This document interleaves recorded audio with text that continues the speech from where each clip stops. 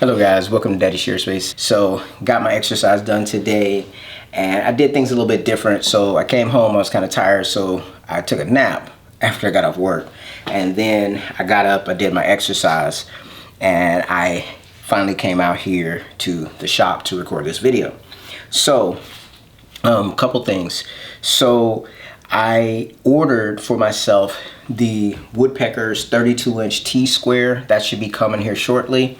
I also ordered the Polini Pocket Rule, the 6-inch one, because I wanted to try it out. And I was going to go ahead and get the full set of Polini Pocket Rules, but since I've never used it before and I'm not sure if it's going to be super helpful to me, I just decided to get the one. And I bought the 32-inch T-square because that's going to give me the longest dimension to be able to scribe across material. That'll be perfect, I think, for like making bigger cabinets as far as layout is concerned. So that's done. Another thing that I wanted to share is, I'm not sure if you guys noticed, if you have a Woodcraft in your town, you can take a look on their website, or you can go on woodpecker.com, and what you'll see that some of their tools are now going to be available at Woodcraft. So I almost got off work today and drove over and picked up the little, either the 6-inch or the 12-inch ruler, because that's what they had in stock at the Woodcraft here near me. They also had the 24-inch, I believe, T-square. They didn't have the 32, which if they did, I would have been a little bit bummed out because I ordered it directly from Woodpecker, and of course I have to pay for shipping for it to be shipped. So that's kind of a benefit to be able to buy some of these Woodpecker tools in store, because then you don't have to pay for shipping. Now hopefully the quality and everything like that is acceptable and up to par. So we'll see. Tomorrow when I get off work, I may stop by and pick up one or two of the rulers just so I can get my hands on them and see how they work out.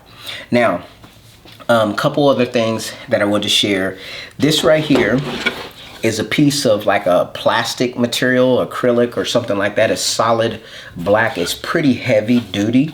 This is what I want to try to use to make a vacuum clamp out of. And the videos that I saw online, as I shared before, there's a guy who made one that looks just like the Festool. Well, it looks similar. It doesn't look just like. It looks like the Festool Sysvac. And he made it out of wood and some other components.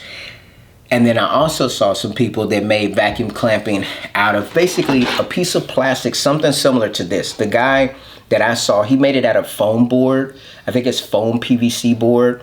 And I went back and watched his video and I saw that he had links in the description. So I looked and I found the foam PVC board, which he purchased. I didn't see it at first, so I researched online and found this piece of material here.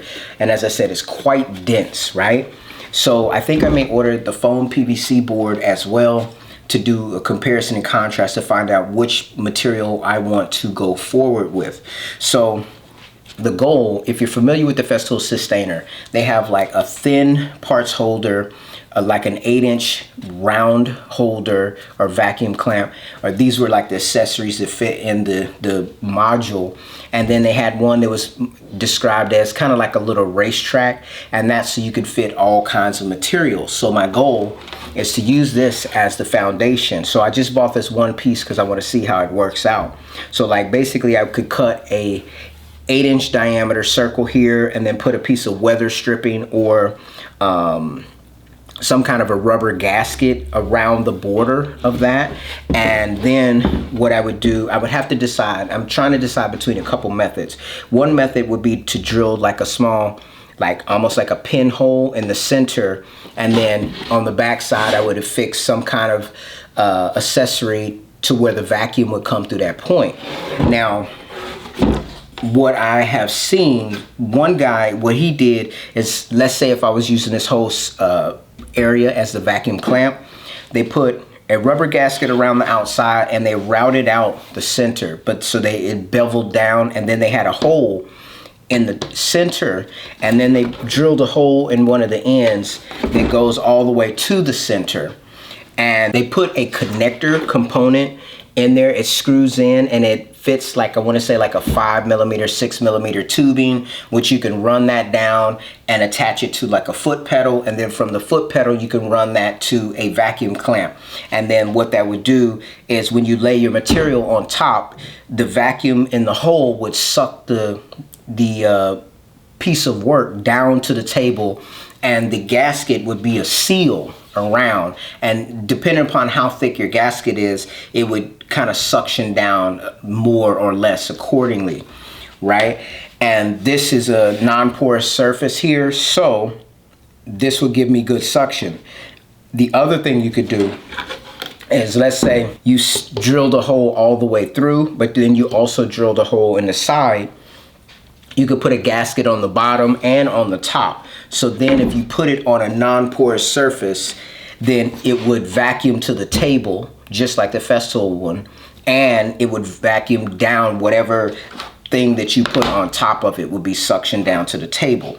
So I'm playing with the two methods in my mind, because the gentleman that made the Festool type one, he took like maybe some conduit piping, maybe let's say 1.5 to 2 inch, and he made his circular portion and he drilled a hole in it, and he took the piping and put it on the back, and then he made, like, say if I have the big 8-inch circle here, then he made a small circle that would fit into that 1.5 inch to 2-inch piping, and he glued it and put it in the end, but he also put the connector point and he plugged it into the bottom. And so then he built the whole base to where this circular component with a tube sticking at the bottom, he would set it down in the little stand, and he would just plug the tube in and out, and the tube would go down to the pump and would provide suction onto the device. Contrarily, the other gentleman, he just made some flat strips that would sit on the table. So it would be like this whole thing is the clamp, and he would just clamp it to the table, and then he would lay his workpiece on top, and that would clamp down. And obviously you could make it in a strip form, you could make it in a circle form, or however you would want to make it. You could get all kinds of different types of shape of vacuum clamping by doing it that way. Now, as I mentioned before, maybe I'll get the vacuum press machine. I think that's more of a diaphragm pump. It does not use any kind of oil, unlike the one that I have here in the shop that's more for automotive vacuum type stuff. I'm just going to test this out to see if it works. Now, for whatever reason, I was online and I Googled the vacuum clamping, DIY or whatever, and something came up. It is this website, or actually it was a YouTube video by this company, and it is called, I may not be pronouncing it properly, but it's spelled DOSCORNIO. So Dascorino, something like that. And what they make is a industrial type of vacuum clamp.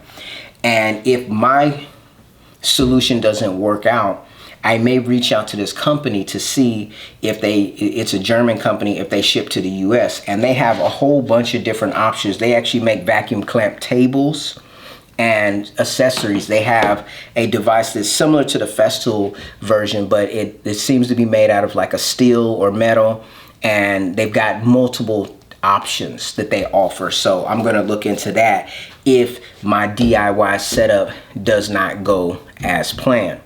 Now, as far as the miter saw build is going, it's going. I didn't get to work on it today.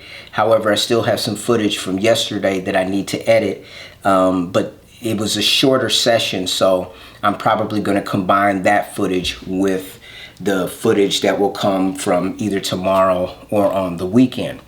Update on the 91 Saab. I did get the water pump in. It actually came in on the 31st. I was tempted to try to work on it after work, but since I wanted to still get my exercise in and still do my Daddy Share Space daily, I've decided I'm going to do that on Saturday morning. So I'm going to try. If nothing goes wrong, I'll be getting up bright and early Saturday morning and jumping out there and trying to get that Saab back in order before it turns winter and the weather's not that nice. Now, last weekend On Saturday, I had a pretty productive day. However, I mean, this getting older, man, let me tell you something. You just get tired, it seems like, for no reason. But anyways, I wasn't nearly as productive as I wanted to be on Saturday. And that was the day when I took the kids and the wife to the library and did a few other errands. And I had just happened to check the oil on the truck, and I saw that it was at the add portion. And since I was losing a little bit of oil, I decided to go ahead and get the stuff to change the oil. And unfortunately, on Sunday, I got up and I decided, let me go ahead and change the oil, which I did. And I don't know, I just had like a brain fart or something like that. I saw that I had the oil filter for the Saab, but for some reason I thought that I had the oil for the truck. So the truck uses my truck uses 530 grade oil, and the Saab uses 1030 grade oil. And I don't know, I guess maybe I was tired or just wasn't paying that close attention. So I go up to my local AutoZone thinking that all I needed was a filter. I got the filter, and then after I drain the oil and I'm getting ready to put the oil in, at that moment I decided to check the oil, and I realized I didn't have 530. So I looked it up, found out in the short that it's not that big of a deal if you put 530. It's just a little bit thicker oil than the 530. So I just earned myself another oil change job. So I have to rechange the oil on the truck, which obviously that's money gone. Because I don't want to, since it's a truck with a lot of miles on it, I don't want to strain the engine too much. So I'm gonna have to change the oil in the truck, go back to 530. I may do that on Saturday too. It just depends on how efficient I'm moving on that day. So anyways, guys, just a quick update for the day.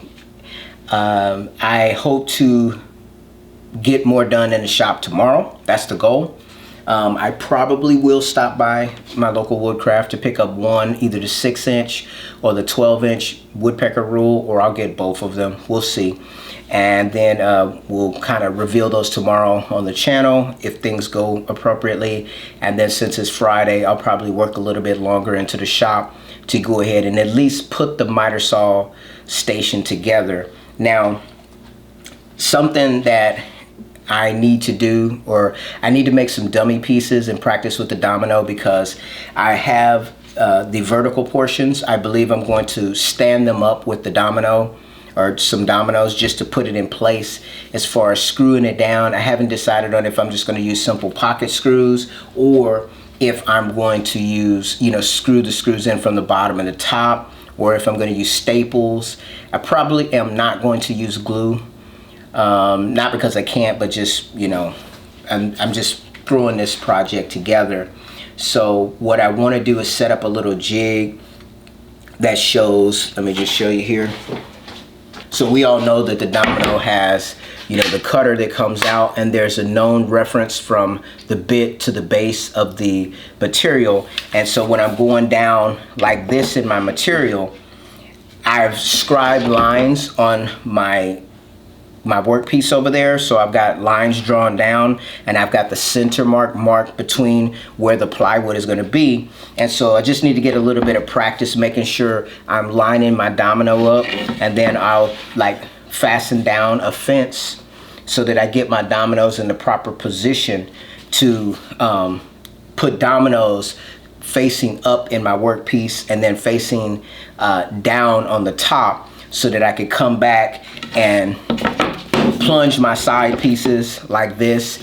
And then when it's time to assemble, as I said, I may use pocket screws too, where I'll just put my sides on, one here, and then the dominoes should kind of hold it together for a dry fit. And then I'll put the top on top, and then once I have the top on top and everything seems to be lining up and looking pretty good, then I'll either, if I do use pocket holes, I will drill my pocket holes and fasten the board both to the bottom and to the top like that. Or I may just take my board, put it on top, drill down and screw it into the top, and then flip the card over or screw the bottom on from the bottom. So a bunch of different opportunities or ways that I can do this to try to get it fastened appropriately. A lot of times when I'm building kind of box style stuff, because I didn't commit to a design from the beginning, sometimes I run into a little bit of challenge, I guess you'd say, because let's say I use a dado bit or a router bit this thickness. Instead of trying to position the domino in this fashion back and forth to make sure everything lines up and is perpendicular to the edge of the workpiece, then if I would have run just like a dado down the board here, a dado down the board here, then I could just pop the wood in like that and put the project together in that way, and then that would make it a little bit easier to glue up. However, because I didn't plan it into my design, if I was to do that, it would drop the miter saw base of the saw below my MFT table. So it just kind of lets me know that, you know, I got to get a little bit better about planning and designing my work ahead of time. I watched a couple videos about Fusion 360 versus SketchUp because I've been considering that again. And I think I heard that Fusion 360 has a more extensive learning curve, but they do have a free version that you can use. So I think I may go down that route for a little bit to try to see if I could get up to speed with being able to make designs for the types of furniture that I want to make in the shop. And then as I progress in making shop furniture, then that should give me more confidence and more vision to be able to make furniture that can go into our house. You know, stuff like coffee tables and end tables and bookcases and such like that. So anyways, that's all I have to share for today. I look forward to seeing you guys tomorrow. Take care.